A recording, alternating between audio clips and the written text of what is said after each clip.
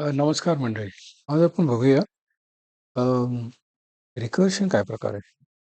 So recursion is a technique ज्याच्यामध्ये एक function स्वतःलाच कॉल करतं. आपण बघितलंय की फंक्शनमध्ये नेहमी आपण एका फंक्शनला आपण मेन वरतून आपण कॉल करतो आणि मग फंक्शन झाल्यानंतर आपण परत जातो मेनमध्येच. ठीक आहे. तर ह्याच्यामुळे असं आहे की मी मेन वरतून फंक्शनला कॉल करतो आणि मग ते फंक्शन स्वतःलाच खूपदा कॉल करतं आणि मग जेव्हा काम झालं ते परत येतं. ठीक आहे. तर मी इकडे डेफिनेशन दिली. Recursion is a technique of making a function call itself. स्वतःलाच कॉल करतो. This technique provides a way to break complicated problems down into simple problems which are easier to solve. तर हे तुम्ही जरा डेफिनेशन पाठ करून घ्या नीटपैकी, कारण हा थोडा डिफिकल्ट कॉन्सेप्ट आहे. आणखीन बऱ्याच मुलांना जमत नाही. That is also one of the reasons की युनिव्हर्सिटी ह्या रिकर्शनचा प्रश्न पेपरमध्ये येतो. ठीक आहे. तर हे समजून घ्या. जर तुम्हाला नाही समजलं तरी पण तुम्ही हे नुसतं ह्याचा फक्त 4 लाईनचा कोड आहे. हा नुसता पाठ करून घ्या चांगल्यापैकी, सो दॅट 5 मार्क्सचा जर प्रश्न आला तर you will not lose any marks. ठीक आहे. आधी, so this is basically to add numbers from 1 to 10 logic. ठीक आहे. आपण हे बऱ्याचदा खेळले, व्हाईल लूप, फॉर लूप, अजून कुठच्याही लूपमध्ये, डू व्हाईल लूपमध्ये. ठीक आहे. आधी मी फंक्शन डिक्लेअर करतोय. सो माझं फंक्शनचं नाव आहे सम आणि मी त्याला एक इंटिजर व्हॅल्यू पास करणार आहे, म्हणून मी इकडे इंट के दिलेलं आहे आणि मी त्याच्याकडून इंटिजर व्हॅल्यू रिटर्न पण करणार आहे. ठीक आहे. आपण पुढे बघूया कसं आहे. इंट मेन, आणखीन ह्याच्यामध्ये I am saying result equal to sum. त्याच्यामध्ये मी पॅरामीटर पास करतोय 10 विच इज इंटिजर व्हॅल्यू. ठीक आहे. आणि त्याच्यानंतर जी पण ही इंटिजर व्हॅल्यू आहे ती मी इकडे प्रिंट करणार रिझल्ट या प्रिंट मध्ये, आणि दॅट्स ऑल. मी रिटर्न 0 करतोय. ठीक आहे. तर जेव्हा मी आता सम फंक्शनमध्ये जाणार आहे, ठीक आहे, ते हे इकडे खालती माझं फंक्शन आहे, मी हे डिफाईन केलंय. सो बेसिकली इन सम, आणखीन इट्स टेकिंग 1 इंटिजर व्हॅल्यू. ठीक आहे.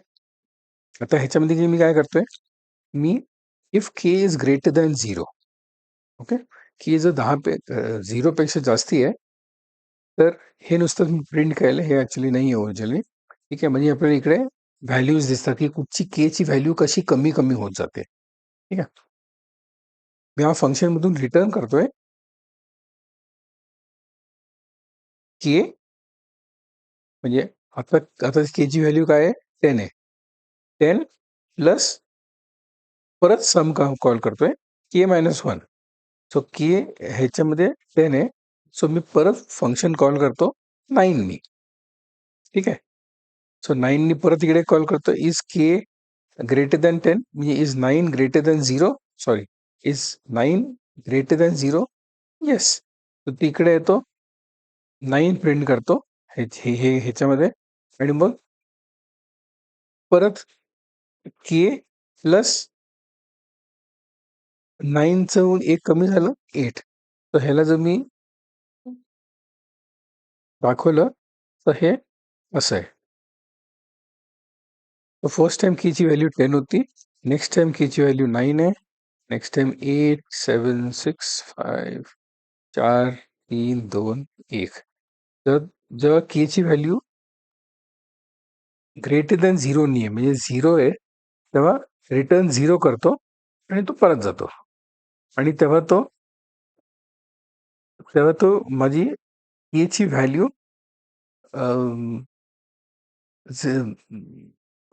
सम ऑफ 10 9 8 7 6 ची तो व्हॅल्यू तो रिटर्न करतो. ठीक आहे. तर फर्स्ट टाइम त्यांनी 10 केलं. इकडे मी ह्याच्यामध्ये दाखवतो कसं होणार आहे. तर मी याला ब्लॅक करतो, फॉन्टला मी आधीच लिहिलेलं आहे. ठीक आहे. तर फर्स्ट टाइम माझी 10 होती, प्लस 10 मायनस 9, 10 मायनस 1 9 झालं. त्याच्यानंतर 9 मायनस 1 8, 8 मायनस 1 7, असं करत करत तो 0 1 पर्यंत जातो. ठीक आहे. हे झाल्यानंतर तो बेसिकली जी केची जी समची व्हॅल्यू आहे, म्हणजे जी इंटिजर व्हॅल्यू जी मी रिटर्न करतोय ना, ही टोटल, ठीक आहे, ती तो घेतो आणि ह्याच्या रिझल्टमध्ये टाकतो आणि प्रिंट करतो. ठीक आहे.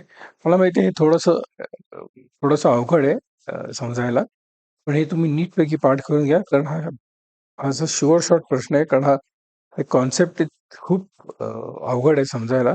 म्हणून युनिव्हर्सिटीवाले हे असाच प्रश्न देतात. ठीक आहे. मी याचा कोड आणखीन एक्सप्लेनेशन डिस्क्रिप्शनमध्ये टाकून देईल, ते तुम्ही नीटपैकी वाचून घ्या. आता आपण हा कोड एक्झिक्यूट करून बघूया. ठीक आहे. मी रन कोड देतो. तर ही जी प्रिंट एफ आहे, बॅकस्लॅश %d बॅकस्लॅश t, इकडे 109876 अप टू 1 पर्यंत करतं, आणि जर आपण ऍड केलं 1 to 10 ऍड केलं 55 आन्सर येतो. तर मी 10ला जर मी 15 केलं, 15 केलं, आपण बघूया आपला आन्सर काय येतो. 120. ठीक आहे. तर हे नीटपैकी प्रॅक्टिस करा. थोडं अवघड आहे, पण जमेल तुम्हाला करायला. ठीक आहे. थँक्यू.